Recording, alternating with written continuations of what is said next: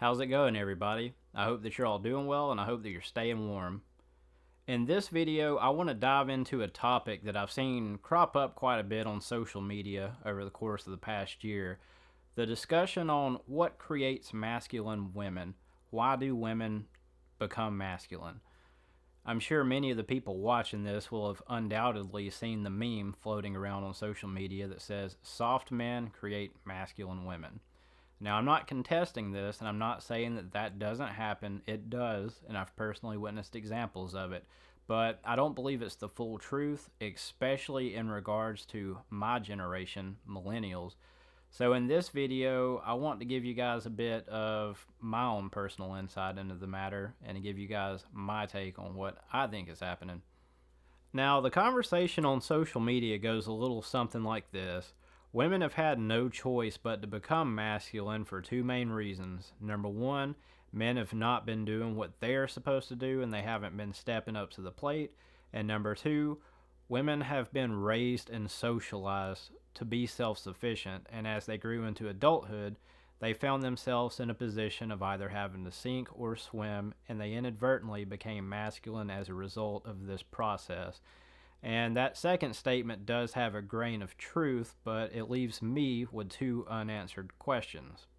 Question number one: why is it that this youngest generation of men, who are likewise raised to be self sufficient, why are these guys so timid and riddled with insecurities and doubts? When you contrast this generation of young men to this generation of young women, the contrast is pretty stark. The women are outgoing and masculine, while the men are timid, passive, and very reserved. And then question number two: why is it that every generation of working women before this current generation were comparatively effeminate and feminine? Even the ones who were in leadership roles still retain their feminine qualities. Why is that? Why has there been such a dramatic shift seemingly over the past decade? And if you've been keeping up with my series and been keeping up with my channel, you already know the answer to that.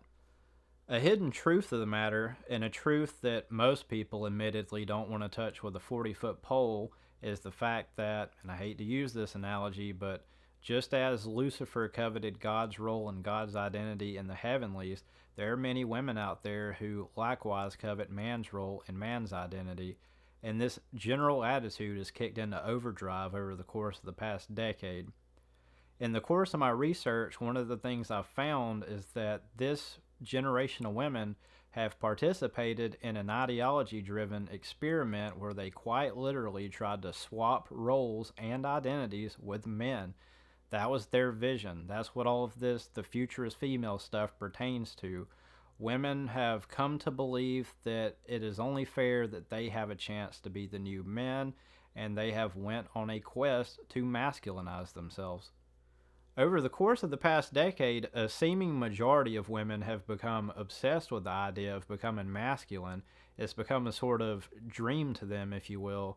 And there's even many women in the world today who attend things like masculinization classes, also known as female assertiveness training seminars, where they're taught to mold themselves after the likeness of men and are taught to emulate every component of a man's identity, from his speaking voice to his body language. Prior to about 2015, my generation of women were quite feminine compared to who they are today, and this is a change that you can even see on their social media profiles. If you go to their profile pictures and scroll all the way back beyond 2015, you can see when the change occurred. The change in their body language, the change in their overall self-presentation. You can see the change in their ambitions and in their desires and in their interests. This generation of women have become possessed with the notion that it is their turn to become the new men, and they earnestly believe they have a right to do so. That's one of feminism's greatest tricks, honestly. It's been in convincing us that the male identity is not the exclusive domain of men. If we see a man wearing a dress, we recognize that he is appropriating the feminine identity, and we recognize that the feminine identity is a domain that belongs exclusively to women. But when a woman attempts to emulate the masculine identity, we don't look at it that way. We believe that women have every bit as much of a right to be men as men have a right to be men. Feminists have sought to redefine man's innate attributes, and they've sought to reframe these as being non gender specific. A good real world example of this is assertiveness training seminars. We don't call them masculinization seminars, we call them assertiveness training seminars. And we argue that women have every bit as much of a right to be defined by their assertiveness as men have a right to be defined by it. Over the course of the past several decades, feminists have programmed all of us to believe that women have traditionally been marginalized and oppressed, and that they've had this very limiting feminine gender role imposed upon them by men. And they've programmed us to believe that in order for women to break free from this, that they have to become masculine, that they have to masculinize themselves. Over the span of several decades, feminism has slowly trained our minds to conceptualize gender in a way to where we don't regard women as being complete, fully realized individuals unless they begin to develop and cultivate these masculine attributes. And to that end, we almost equate masculinity with completeness and liberty, as we equate femininity with suppression and slavery. This mentality has long since seeped into the American consciousness, and there's countless men in America today who are effectively raising and socializing their daughters as though they were boys, who are engaging their daughters in almost exclusively masculine activities, and who, for all intents and purposes, are raising their daughters to become men. With all of that said, I think I'll move on to my next topic. What creates soft men? Well, I can't give you a definitive answer to that, but I can tell you what I've personally observed over the course of my lifetime, and it is this: bad women, women who are often deeply covetous of the masculine identity, create weak men by emasculating them from the time that they're young boys well on into adulthood. There are many women who effectively punish men and boys for behaving in a masculine manner, and they do so as a means to discourage men from engaging in masculine behaviors. What I commonly witnessed and what I myself was subjected to at various times throughout my life was young men being emasculated and torn down almost at every turn anytime they endeavored to express a masculine attribute. And for the longest time, this attitude was the uncontested norm. Really, it's only been within the past 2 to 3 years that any meaningful opposition to this attitude has been mobilized. A mobilization which, in itself, is a reactionary gesture and is being done in reaction to this wave of activism that has occurred over the past 10 years. After this most recent wave of activism kicked off, this emasculatory attitude towards men ramped up considerably, and women went from merely emasculating men to launching a full out war on masculinity itself. I'm sure we're all well aware of concepts like toxic masculinity, but what a lot of you may not be privy to are some of the tactics that women have used over the course of the past decade to get men to eschew masculinity altogether.